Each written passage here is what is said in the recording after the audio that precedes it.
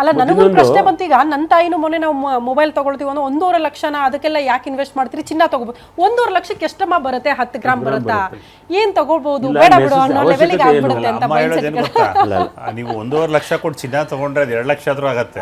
ನೀವು 1.5 ಲಕ್ಷ ಕೊಡೋ ಫೋನ್ ನಿಮ್ಗೆ 20,000 ಆಗಲ್ಲ 5 ವರ್ಷ ಆದ್ಮೇಲೆ. ಅವರ ದೃಷ್ಟಿಕೋನ ಬೇರೆ ಬಿಡಿ, ನಿಮ್ ದೃಷ್ಟಿಕೋನ ಬೇಡ. It is necessity for you. Why you want iPhone? Because you got multiple facilities there. Many things for you is required. ಬಾಕಿಯವ್ರಿಗೆ ಅದು ರಿಕ್ವೈರ್ಮೆಂಟ್ ಇರ್ತಿಲ್ಲ. ಅದರಿಂದ ಅವಶ್ಯಕತೆ ಮತ್ತು ಎಷ್ಟು ಮಟ್ಟಿಗೆ ನಾವು ಯೂಸ್ ಮಾಡ್ತೀವಿ. ಮೊದಲು ನಿಮ್ಗೆ ಅಡ್ವೈಸರ್ಸ್ ಇರಲಿಲ್ಲ. ಇವತ್ತು ಒಂದೊಂದು ಕಡೆನೂ ಒಂದು 10 ಜನ, ನಿಮಗೆ ಬೆಂಗಳೂರಿನಲ್ಲೇ ಒಂದು 100 ಜನ ಸಿಗ್ಬೋದು ಅಡ್ವೈಸರ್ಸು. ಪೋಸ್ಟ್ ಆಫೀಸ್ ಸೇವಿಂಗ್ಸಿಂದ ಹಿಡಿದು there is so many baskets to save the money. Mutual fund ಇದೆ, ಪೋಸ್ಟ್ ಸೇವಿಂಗ್ಸ್ ಇದೆ, ಸೋ ಮೆನಿ ಥಿಂಗ್ಸ್.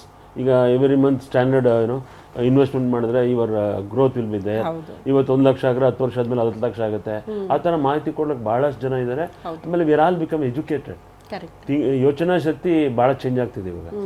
ಮೊದಲಿಗೂ ನನ್ನ ಯೋಚನಾ ಶಕ್ತಿ ಏನು, ಗೋಲ್ಡ್ ಇದ್ರೆ ಒಳ್ಳೇದಪ್ಪ, ನಮ್ಮನೇಲಿ ಒಂದು 3 kg ಇದ್ರೆ ಇಷ್ಟು ಇರ್ತದೆ, ಆ ಒಂದು ಥಿಂಕಿಂಗ್ ಇತ್ತು. So we are all investing in the education, how to educate your children. We are investing in the children's ಅನ್ನೋದಕ್ಕಿಂತ ಅವರಿಂದ ಎಕ್ಸ್ಪೆಕ್ಟೇಷನ್ ಅಲ್ಲ, ಅವ್ರಿಗೆ ಒಳ್ಳೆ ಎಜುಕೇಶನ್ ಕೊಡಿಸ್ಬೇಕು ಅಂತೀವಿ.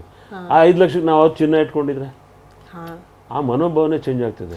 ಎಷ್ಟೋ ಗ್ರಾಮೀಣ ಪ್ರದೇಶಗಳಲ್ಲಿ ಪಾಪ ಮಕ್ಕಳು ಓದೋದಕ್ಕೆ ಎಜುಕೇಶನ್ ದುಡ್ಡಿಲ್ಲ ಅಂತ ಅಂದಾಗ ತಮ್ಮ ಮಾಂಗಲ್ಯ ಸರ ಅಡ ಇಟ್ಟು ದುಡ್ಡು ತಗೊಂಡ್ಬಂದು ಪಾಪ ಎಜುಕೇಶನ್ ಕೊಡ್ತಿದ್ದಾರೆ. ಅವ್ರು ದೊಡ್ಡ ವ್ಯಕ್ತಿಗಳಾಗಿರೋ ಉದಾಹರಣೆಗಳಿವೆ. Education is a permanent asset. Correct. Where is your gold is a liquid asset, movable asset ಅಂತೀವಿ ಅದಕ್ಕೆ.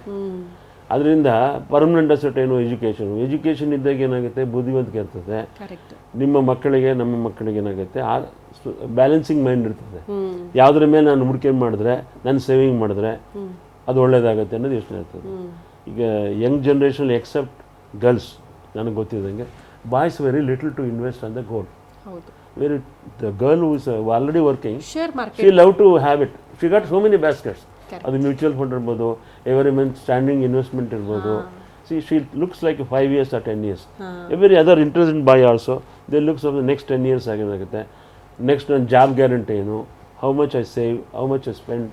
ಈ ಮನೋಭಾವನೆ ಇರೋದ್ರಿಂದ ಮತ್ತು ಉಲ್ಲಾಸ ಪ್ರಿಯ ಇರೋದ್ರೆ those educated people they want to spend, enjoy the life is a different issue.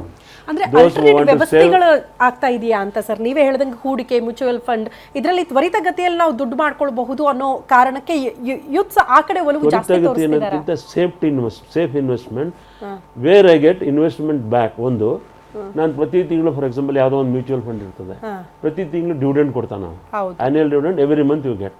For example HDFC ಯಾವುದೋ ಒಂದು ಮ್ಯೂಚುವಲ್ ಫಂಡ್ ಇದೆ, 0.25% ಕೊಡ್ತಾರೆ ಒಂದು ಯೂನಿಟ್ಗೆ. ಸೊ ನಾನು 1 ಲಕ್ಷ ಯೂನಿಟ್ ಇದ್ರೆ ನಂಗೆ 25,000 ಪ್ರತಿ ತಿಂಗಳು ಒಳ್ಳೆ ಪೆನ್ಷನ್ ಬಂದಂಗೆ ಬರ್ತದೆ. ಅದನ್ನ 2-3 ಸಾವಿರ ವ್ಯತ್ಯಾಸ ಇರ್ಬೋದು. So end of the year ಈ make 3 lakhs out of 40 lakhs investment. ನಿಮ್ಗೆ ಉದಾಹರಣೆ ಕೊಡೋದಾದ್ರೆ ಆ 3 ಲಕ್ಷ ಏನಾಯ್ತು, 12 ತಿಂಗಳಿಗೆ 36 ಲಕ್ಷ ಬಂದ್ಬಿಡ್ತು 12 ವರ್ಷಕ್ಕೆ. ನೋಡಿ ಇವಾಗ ಹೇಳ್ತೀವಿ ನೋಡಿ ಸೇಫ್ ಹ್ಯಾವನ್ ಅನ್ನೋದೇನು ಅಂತ. ಈಗ ಮ್ಯೂಚುವಲ್ ಫಂಡ್ಸು ಅಫ್ಕೋರ್ಸ್ ರಿಟರ್ನ್ಸ್ ಕೊಡ್ತಾ ಇದೆ, that is market driven, industry ಮೇಲೆ ಡಿಪೆಂಡ್ ಆಗುತ್ತದು. ಏನು ಇನ್ಫ್ಲೇಷನರಿ ಟ್ರೆಂಡ್ಸ್ ಏನೂ ಇಲ್ಲ, ಇಂಡಸ್ಟ್ರಿ ಪರ್ಫಾರ್ಮೆನ್ಸ್ ಮೇಲೆ ಹೋಗುತ್ತದು. ಆದರೆ ಗೋಲ್ಡ್ ಆ ಥರ ಆಗಲ್ಲ. ಇವಾಗ ಫಾರ್ ಎಕ್ಸಾಂಪಲ್ ಪರ್ಫಾರ್ಮೆನ್ಸ್ ಮೇಲೆ ಹೋಗುತ್ತೆ ಅನ್ನೋವಾಗ, ಈಗ ಮ್ಯೂಚುವಲ್ ಫಂಡ್ಸು ಶೇರ್ ಮಾರ್ಕೆಟ್ ಏನಾದರೂ ಕ್ರ್ಯಾಶ್ ಆಯಿತು, ಒಂದು ಯುದ್ಧ ಏನಾದರೂ ಆಯಿತು ಅಂದರೆ ಹಾಕಿದ ಬಂಡವಾಳ ಅರ್ಧನೂ ಬರಲ್ಲ ಅದರಲ್ಲಿ. ಅದು ಏನಿದ್ರು ಅಸಂಪ್ಷನ್ ಹಿಂಗಾಗ್ಬೋದು. ಅವರು ಹೇಳ್ತಾರೆ ಕಂಪ್ನಿಯವರು, we are poised to get at 30% growth every year ಅಂತಾರೆ, ಆರ್ ಅವ್ರ ಪ್ರಾಫಿಟ್ಸ್ ಮೇಲೆ ಕ್ವಾಡ್ರುಪಲ್ 4 ಆಗುತ್ತೆ ಅಂತಾರೆ. ಅದೆಲ್ಲ ಅಸಂಪ್ಷನ್ಸು.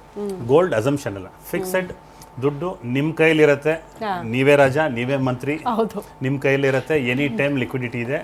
ಆಮೇಲೆ ವೆರಿ ಇಂಪಾರ್ಟೆಂಟ್ ನಾನು ಹೇಳ್ತೀನಿ ನೋಡಿ, ಯಂಗ್ಸ್ಟರ್ಸ್ಗೆ ಅಡ್ವೈಸು, ಪ್ರತಿಯೊಬ್ಬರು ಆನ್ಲೈನ್ ಇವಾಗ ಯಾರ ಮನೆಯಲ್ಲೂ ನೋಡಿ ನಾನು ಆನ್ಲೈನ್ ಪರ್ಚೇಸ್ ಮಾಡಿದೆ ಅಂತಾರೆ.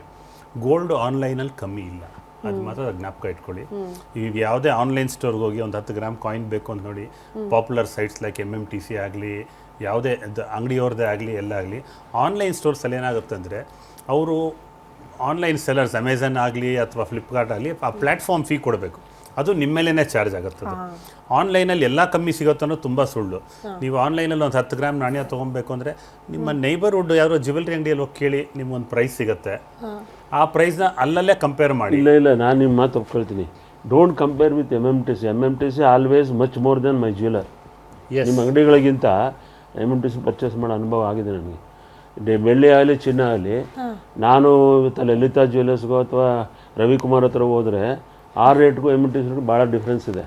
ಆಮೇಲೆ ರವಿಕುಮಾರ್ ಒಂದು ನನ್ನ ಅನುಭವದಲ್ಲಿ ಒಂದು ಅಡ್ವೈಸ್ ಮಾಡೋಕ್ಕೆ ಹೇಳ್ತೀನಿ, ಮ್ಯೂಚುವಲ್ ಫಂಡ್ ಯಾಕೆ ನಾವು ಈ ಮ್ಯೂಚುವಲ್ ಫಂಡಲ್ಲಿ ಹಾಕ್ತೀವಿ, ಶೇರ್ ಮಾರ್ಕೆಟಲ್ಲಿ ಹಾಕೋದು ಬೇರೆ, ಅದು ರಿಸ್ಕ್. ನನ್ನ ಡಿಸಿಷನ್ ಮ್ಯೂಚುವಲ್ ಫಂಡ್ ಮೇಲೆ somebody is managing the mutual fund, ಅದರಲ್ಲಿ 0.02-3% ಡಿಫ್ರೆನ್ಸ್ ಆಗ್ಬೋದು. ಈಗ ನಾನು HDFC ಹೇಳಿದ್ನಲ್ಲ, ನಾನೇ ಎಕ್ಸಾಂಪಲ್ ನಿಮಗೆ ಕೊಡ್ತೀನಿ. ನಾನು ಈಗ 17 ವರ್ಷದಿಂದ ಇನ್ವೆಸ್ಟ್ ಮಾಡಿ ನನಗೆ 470% ನಾನು ಹಾಕಿ ದುಡ್ಡು ಬಂದಾಗೆ ಅದ್ರ ಮೇಲೆ 470% ಪ್ರಾಫಿಟ್ ನನಗಿದೆ.